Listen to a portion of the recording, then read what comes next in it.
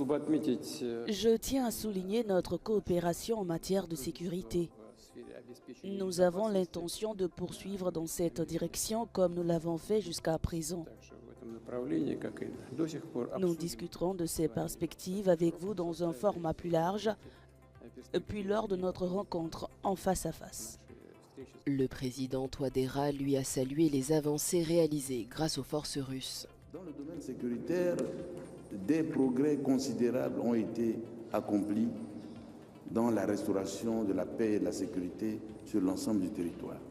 Aujourd'hui, l'armée formée par les instructeurs russes est une force puissante qui poursuit et détruit les terroristes et autres criminels sur le territoire de la République centrafricaine.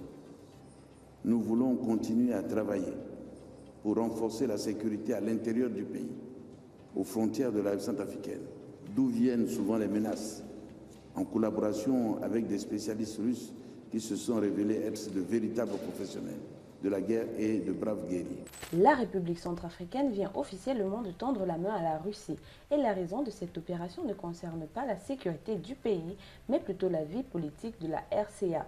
Bangui a envoyé une demande claire et détaillée à Moscou pour fournir le matériel nécessaire pour organiser les élections prévues le 28 décembre prochain. La Russie se retrouve au cœur même du processus électoral centrafricain. Lors d'une rencontre entre l'ambassadeur russe Alexandre Bikantov et le ministre de la décentralisation Bruno Yapandé, la question de l'aide électorale a été mise sur la table. Et selon Vladislav Line, porte-parole de l'ambassade russe, ces élections sont historiques. Pourquoi? D'abord parce qu'elles auront lieu pour la toute première fois sur la nouvelle constitution de 2023, une constitution taillée sur mesure, disent certains, pour garantir la stabilité des institutions et assurer la continuité de la ligne politique de Bangui.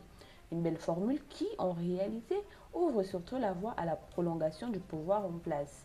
Ensuite, autre fait marquant, cela fait près de 40 ans que la RCA n'a pas connu d'élection municipale. Officiellement, on parle de renforcement de l'autorité de l'État pour réduire l'influence des groupes armés et relancer le développement local. Mais dans les coulisses, beaucoup y voient surtout une bataille de contrôle politique. Et le clou du spectacle, le président sortant, Faustin Archange Touadéra, ne compte pas céder sa chaise.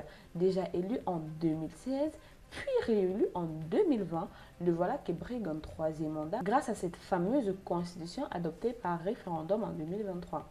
Un référendum qui, rappelons-le, avait déjà suscité des vives critiques. Bref, le 28 décembre, les Centrafricains seront appelés aux urnes pour des présidentielles, législatives et municipales. Mais une question qui dérange reste encore en suspens. S'agit-il vraiment d'un exercice démocratique ou d'un nouveau chapitre de la dépendance politique et électorale vis-à-vis de Moscou? Rappelons qu'à partir de 2017, Moscou a obtenu une dérogation à l'embargo sur les armes pour équiper et former les forces centrafricaines. Dans les années qui ont suivi, la présence russe est renforcée, notamment à travers des instructeurs, des conseillers et bien sûr le fameux groupe Wagner qui a joué un rôle clé dans la protection du pouvoir central. En échange, des concessions minières et des contrats économiques ont été accordés, liant sécurité et exploitation des ressources. Aujourd'hui, après la réorganisation des forces russes en Afrique, c'est le nouvel Africa Corps, sous contrôle direct du ministère de la Défense russe, qui cherche à prendre la relève. Cette stratégie n'est pas isolée.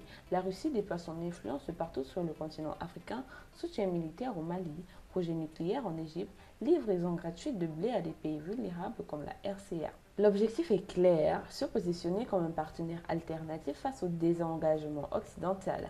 Pour Bangui, ce partenariat offre une bouée de sauvetage. Mais pour les observateurs, il pose une question cruciale. Comment parler de neutralité électorale quand le principal garant de la sécurité est aussi un acteur politique et économique déjà profondément impliqué? Car c'est bien là le cœur du dilemme. D'un côté, l'aide russe peut permettre au scrutin de se tenir, d'éviter un chaos logistique ou sécuritaire et de donner au pouvoir en place la légitimité d'un processus électoral.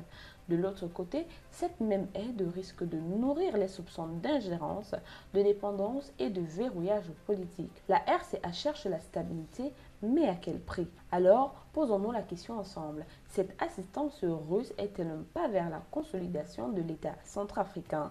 Ou alors une manière subtile de renforcer l'emprise de Moscou et de prolonger indéfiniment le règne de Touadéra.